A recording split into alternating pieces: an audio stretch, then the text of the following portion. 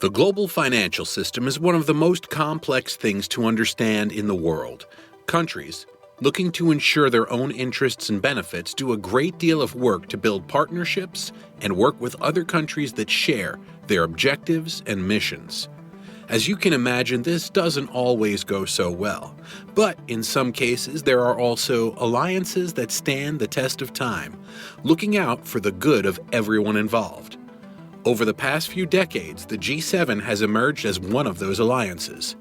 Consisting of 7 countries, this group of economic powerhouses meets annually, setting both economic and social agendas that the member countries believe will help propel them, and by extension the entire world, forward. However, in the past few years, there's also been the rise of a new alliance, the BRICS. These countries, many of whom believe that they have been spurned by the international community in one way or the other, are now coming together to create their own version of the world order and run things how they feel they should be run. But is the BRICS alliance really different from the G7? What are the lines of distinction here? Stick with us and let's find out.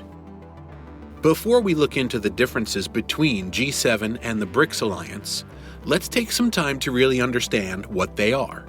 And we'll be starting with the G7, which is the oldest of the two by far. Formed in 1975, the Group of Seven, or G7 as it's now commonly known, is a consortium of countries that are pretty much economic powerhouses.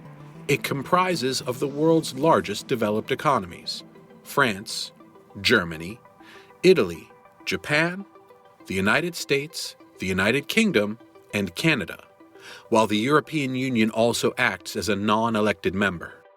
In this organization, government leaders of these countries meet periodically to address international economic and monetary issues. Every year, the presidency of the G7 rotates between each member, allowing countries to take the reins and lead the important conversations. At the same time, the EU basically holds all the rights and responsibilities of full member countries, except to host or lead meetings. All through its existence, the G7 has focused on discussing the best way to help resolve global problems, and sometimes acting in concert. The organization focuses more on economic issues, such as financial crises, major world issues, and monetary systems. As for actions, the G7 has done its fair share. It's launched initiatives to fund issues and relieve crises whenever there is an opportunity for joint action, with much of its work focusing on debt relief for developing nations. For instance, in 1996, along with the World Bank, the G7 launched an initiative to help 42 heavily indebted poor countries. This program led to the Multilateral Debt Relief Initiative, a pledge in 2005 to cancel the International Development Association debt of countries that have gone through the debt relief program. Just a year later, the G7 provided a $300 million facility to Russia after the Chernobyl disaster, with the funds going towards erecting a containment chamber for the reactor that melted down and caused the nuclear disaster. Then, in 1999, the group decided to get more directly involved in managing the international monetary system by creating the Financial Stability Forum. Today, the forum is made up of major national financial authorities, from central bankers to finance ministers and international finance bodies. Now, it is worth keeping in mind that the G7 actually didn't start as a group of 7 countries. Russia used to be the last member of the G8, which it was called back then, but they were kicked out of the club in 2014 after the illegal annexation of Crimea, something which pretty much was a precursor to the war in Ukraine that's still being fought today. Former U.S. President Donald Trump tried to float the idea of bringing Russia back into the fold a few years ago, but that notion was stamped down hard, never even getting to the ideation phase. And with Russia now fully invading Ukraine, they can pretty much kiss their chances of joining the group goodbye. Well, Russia took a page from the playbook of every grade schooler. If the cool kids won't invite you to their club, or they kick you out, then you might as well form your own club. If you know anything about the current global order, is that it is significantly led by Western countries, and much of that has been because these countries control most of the wealth of the world and can easily use their influence on the global stage. But what about other nations? Well, As it turns out, some of them are starting to form their own alliances as well.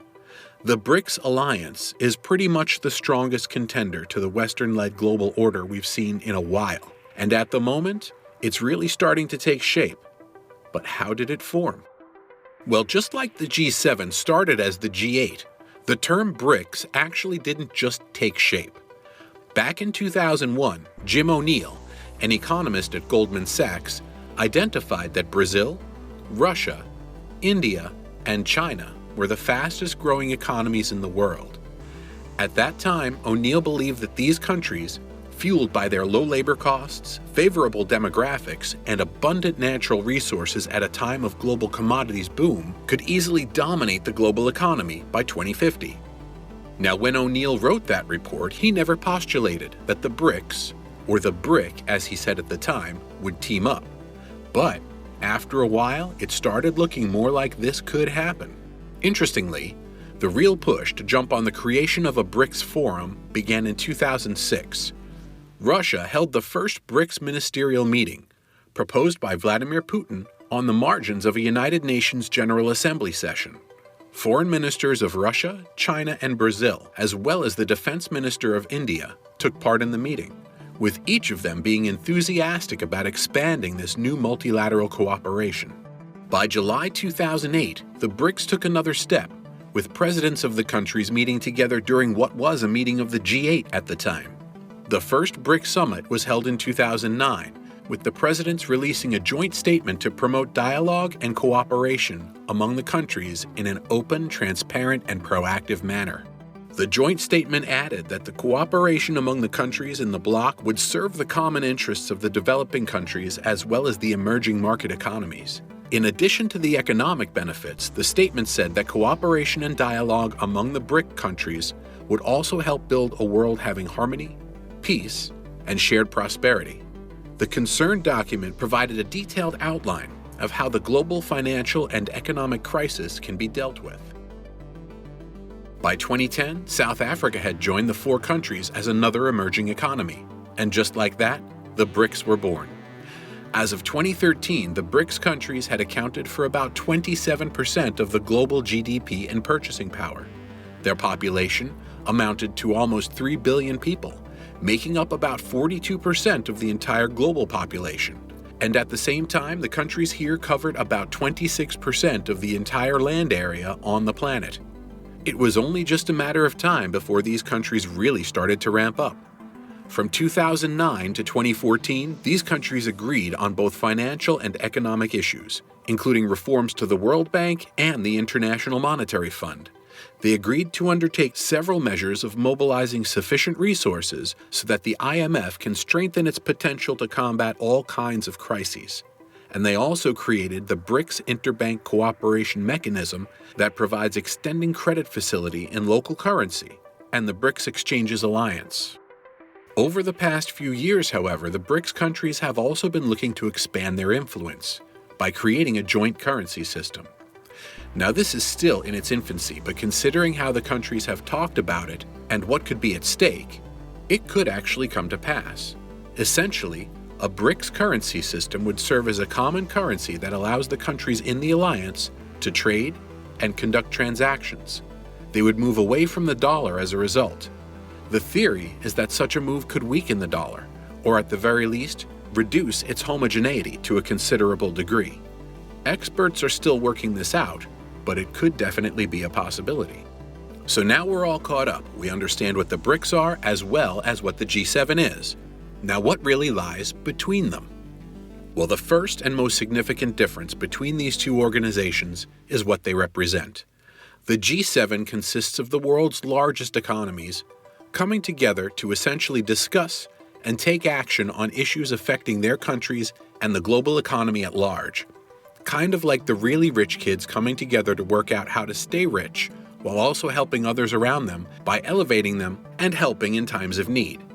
On the other hand, the BRICS are a group of emerging economies coming together to improve their own standing as well, while lending a hand to each other and occasionally stepping out to help other countries too.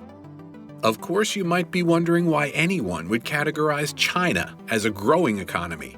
After all, China has the world's second largest economy and has done so for years now. But back in 2001, when the acronym BRICS was formed, China wasn't the superpower it is today. It was a developing economy. And in light of its newfound wealth, the country has chosen to stick with the BRICS as it continues to spurn Western-led intergovernmental organizations. So while it might not be a developing economy, China still chooses to identify with the BRICS because it doesn't necessarily want to be a part of the other gang. Interestingly, the BRICS countries themselves now have a higher GDP band than the G7 countries. Thanks to the push from China, BRICS countries now account for 32% of global GDP, while the G7 countries account for 30%. At purchasing power parity, the combined GDP of the BRICS countries is now larger than that of the G7 countries, and this trend is expected to continue into the near future. Now, with this analysis, it's easy for you to want to think that the BRICS alliance will be strong enough to overtake the G7. After all, the BRICS countries have bigger economic strength, and they have China, the ace in the hole, which is expected to become the global economic leader by 2050. But this isn't necessarily the case. The BRICS countries might seem aligned, but they face several challenges, including, and especially, corruption and their continued underdevelopment. Even with China in the fold, many of these countries remain incredibly corrupt, with bureaucracies that stand in the way of getting real development done. Unlike China, where efficiency has become the norm, many of these countries still have structural inefficiencies that hamper their development and could also affect the BRICS alliance. We should also mention the internal conflicts between members of the BRICS alliance. Today, there are already talks of India leaving the alliance, thanks in part to its feud with China over territories. At the same time, Russia's war in Ukraine has put a strain on the alliance, as several of its allies are starting to increasingly isolate it. So while the BRICS alliance has potential, there's still a lot of uncertainty, a stark contrast to the unity and togetherness being seen in the G7. That's it for today, guys. If you like this video, don't forget to like and subscribe to our channel to get more insightful breakdowns.